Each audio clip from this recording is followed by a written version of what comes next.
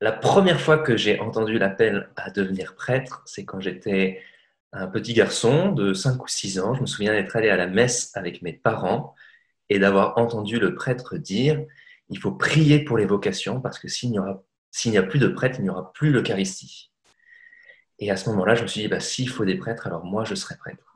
Il y a eu un deuxième moment où l'appel du Seigneur a été renouvelé pour moi. C'est au cours d'un forum des jeunes à Paray-le-Monial, avant ma rentrée de terminale, où pendant une veillée de prière, il y a quelqu'un que je ne connais pas, qui ne me connaissait pas,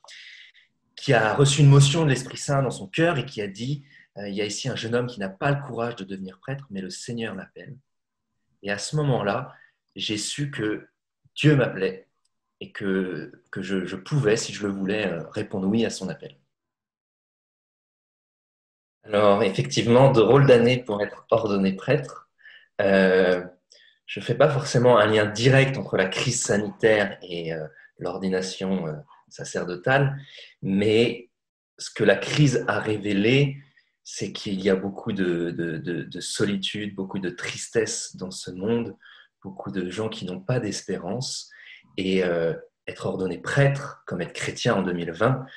c'est vraiment désirer porter la joie au monde, la joie qui vient de Jésus et de Jésus qui nous sauve.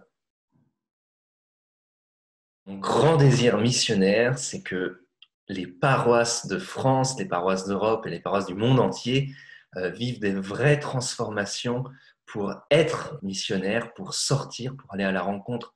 de ceux et celles qui ne nous demandent rien, qui n'attendent rien de nous actuellement et qui pourtant sont concernés par la bonne nouvelle de l'amour de Dieu.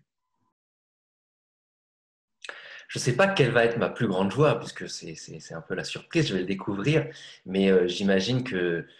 enfin, je sais que je vais être extrêmement ému et heureux de célébrer la messe et ému et heureux de célébrer la miséricorde du Seigneur dans le sacrement de la confession.